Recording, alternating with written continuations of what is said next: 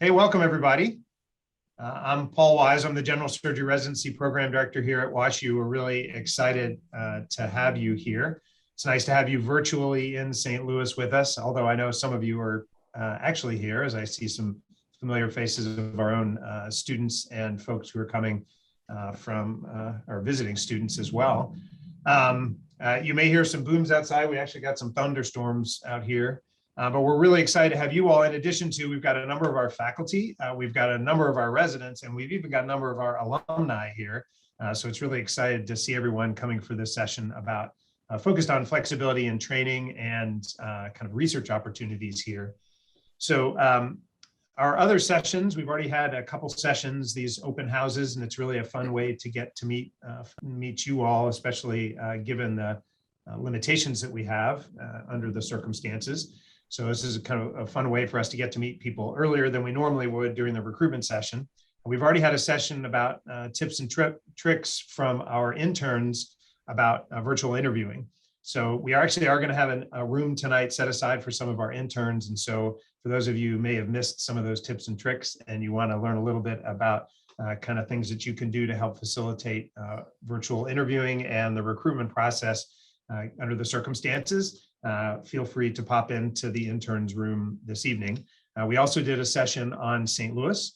There's a recorded version of that from last year. We will have the recorded version about St. Louis and living in St. Louis and the experience here in St. Louis. For those of you who haven't been here before, that will also be available on our website soon.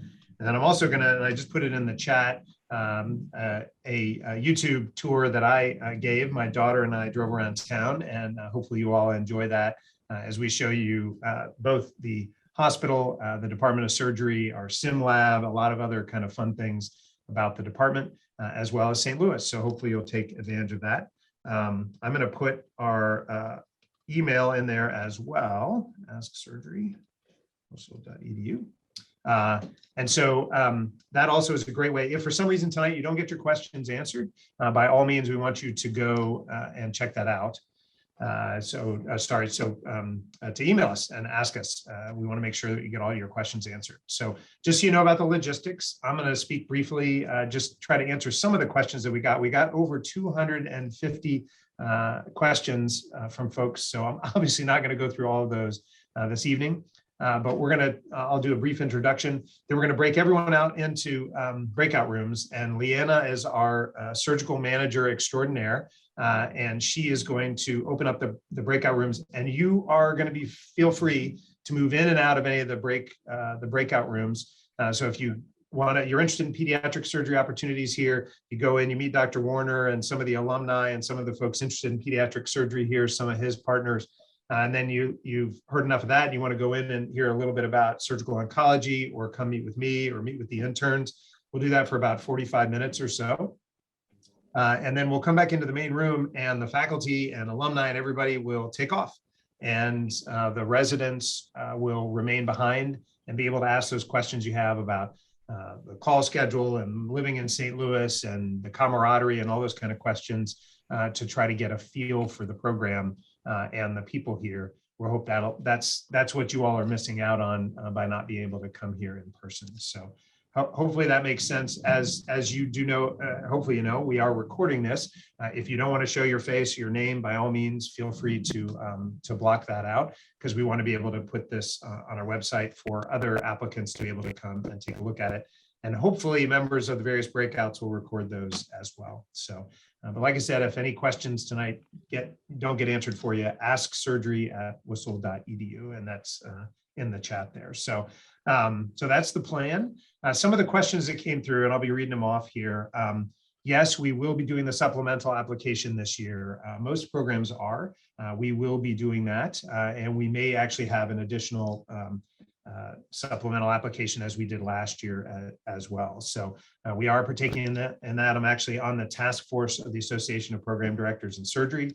So for anyone who comes to my room, I'm happy to tell you about some of the things that the task force has recommended, including the supplemental application this year. International medical graduates are absolutely welcome at our program. Please go to our website, take a look at all of our current residents and see where they all have come from. but there were a number of questions about that. And absolutely, we have many international medical graduates who are both in our categorical as well as our preliminary program. Prelims here, speaking of which, are treated as categorical. So we have the same expectations. We do the same type of review of the applications in a holistic approach. And we also have the same expectations in terms of performance. And the rotations are the same. So we do not segregate the preliminary residents to do all the crappy rotations so that the categoricals can do all the great rotations. Everybody gets a chance to do all the different rotations to experience all the aspects of the department. Some people had asked about whether or not we were going to do any in-person visits this year. We are hoping to be able to have some open houses in February after our rank list is done, to hopefully have the opportunity for some folks to come. No pressure. If you want to come and see the program, you want to come and see St. Louis, we're going to have try and set up some opportunities for people to meet and gather. That being said, under COVID circumstances, who knows? So we're hedging our bets and hoping we'll be able to do that, but we will see. Some folks had asked about global opportunities in training here. Those have been curtailed because of the pandemic, but we do have a rotation that we share with University of Cincinnati in Malawi. So a number of our fourth year and third year residents have spent 2 months there each, having an experience there and learning a lot and trying to expand the capacity of the learners there as well.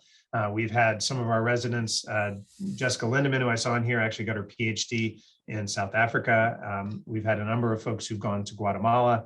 And then Peggy Frizella, who helps run our sim lab here, also has an endeavor that she works with a number of faculty who go to Central America. They've been to Dominican Republic, El Salvador, other areas of Central America where they have gone to do surgical mission trips. And so there's a number of opportunities there. There have been a number of questions about kind of how the residents support one another. I'm going to let them kind of address that when you get a chance to meet with them one-on-one. But I will say that I continue to be incredibly proud and incredibly impressed with how much they back each other up, take care of each other. The fact, if somebody, God forbid, there's a death in someone's family, or thankfully there's births and family events and people get sick and other things that happen. So we've seen the residents really come together and support one another, take care of each other, and the faculty as well, in making sure that folks are taking care of one another. And so lots of examples, but you can ask them. Families are very important to us.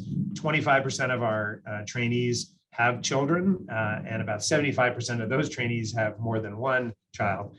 So we do a lot to try to support that aspect of life, because we know that many of you are in that time where that's very important to you, and we want to try and do everything we can to support that. Diversity is also very important to us, and hopefully you've seen and you'll get to see by the residents who are here. If you look on our website, hopefully you'll get an appreciation for that. More than 50% of our residents are women, and we've got, I think, a great diversity in our trainees, and it really makes the place special. And I think it really helps to reflect the patients we take care of as well, because we have an incredibly diverse patient population. A number of you asked about skills labs. Yes, we have a great skills lab here. We put a ton of resources into it, and you'll get to see that on the tour if you go to the tour, as well as on our website. And it's called the WISE Lab, but not named after me. So that's the Washington University Institute of Surgical Education. Well, with that, those were some of the main questions. I wanted to kind of touch on FIST, flexibility and surgical training, and then we're going to go into our breakouts. So we have been one of the leaders in focusing on flexibility and surgical training and early specialization. We were one of the first institutions with UT Southwestern to have both early specialization in cardiothoracic as well as early specialization in vascular surgery. We were also the first to have fast tracking in transplant, and I'd hoped that Dr. Subramanian would be here this evening, but he, of course, is in a transplant. And so, he sent his regrets and his regards. But we've also been really focused on the majority of our residents doing flexibility and surgical training. And what that means is that they are able to help design their training program, especially in the last 2 years. And so they get 6 months in their fourth year and 6 months in their fifth year to be able to focus on the areas that they're interested in. I kind of liken it to the residents each have trading cards, and they can say, well, I want to do pediatric surgery. And so I'll take your pediatric surgery if you take my HPB or my colorectal surgery or my cardiothoracic. And so it allows for folks to be able to have extra experiences, almost mini fellowships and rotations. I put a link there to more information about it and some information about kind of how we look at it. And I'm also going to put in the chat some academic productivity that some of our residents have had. Darren Cullinan, who's now one of our transplant fellows, he actually presented this at the Southern Surgical, the work that we've done, kind of the early focus on specialization. And so you can read either of these and kind of learn a little bit more about the flexibility and surgical training. If you go to our website, there's a question there about fellowships. Almost all of our residents go on to do fellowships. And if you look at our website and through the graduates, you'll see. And I would say probably around 80 to 90% of our residents ultimately go into academic practices. So a number of them will go to fellowships and go into community practices. And we have had residents who've gone directly into community practices in general surgery and been very successful. So you will be well trained enough here to be able to go into a community practice if you choose. But the vast majority of our residents, because of their academic interest, will come here with the interest in joining a fellowship after their training. The other thing I wanted to mention was research. So we have spectacular research in all forms and fashions here, everything from the most basic of basic science all the way to the most community-focused outcomes research. We have a division of public health within the Department of Surgery. Big storm. God agrees with everything that I'm saying, so I appreciate that. That division of public health has been instrumental in having a lot of the residents be able to do masters of population health sciences and really become experts in the areas of outcomes research and have a tremendous impact both nationally, internationally, as well as within their communities when it comes to public health. We also have great translational science opportunities. The vast majority of these are able to be funded either through T32s or through departmental funds. We do have some residents who are able to get, say, NRSAs or other grants, extramural grants to support their time. But even some of our residents who've done things away from the institution, like I mentioned, Dr. Lindemann did her PhD, we're able to find a way to get that supported.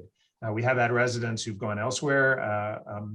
Liz Wynn, who I'm not sure if she's here, she's just starting her pediatric surgery career, having just finished her training at the University of Utah, and she's starting her career in Toledo.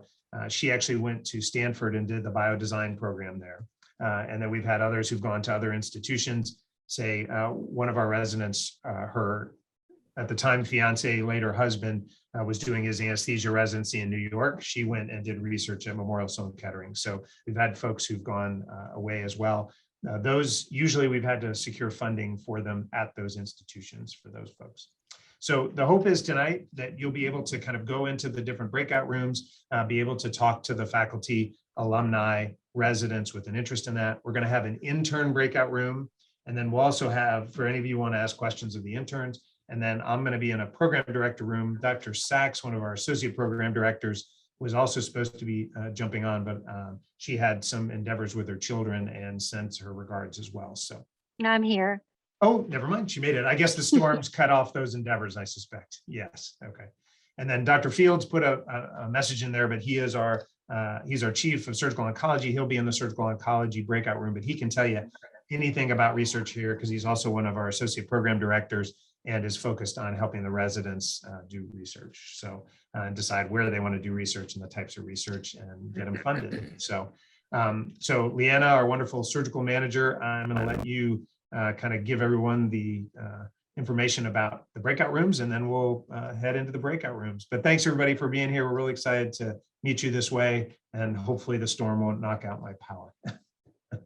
Excellent. So just a light housekeeping reminder to our residents and faculty who are in charge of breakout rooms that the main recording in this room doesn't translate to the breakout rooms. So I've made everyone co-hosts who are managing those rooms. I just need you to remember to press record when you enter your rooms and to upload those recordings to the whistle box that our coordinator, Krista Donald, sent out earlier today.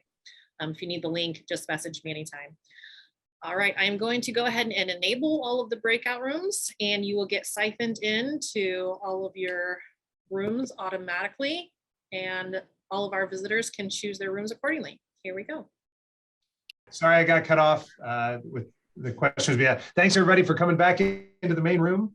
I'm glad to see, I saw a bunch of alumni names on there. I was really, really excited to see you all. I'm sorry I haven't had a chance to interact with you. And it's great to see some very familiar faces, and we miss you guys a lot. But thanks everybody. So we're gonna have the faculty are welcome to head out. So we really, really appreciate you giving some time this evening to be able to interact with some of our potential applicants. I hope you all kind of got a little bit of a flavor of what this family is like.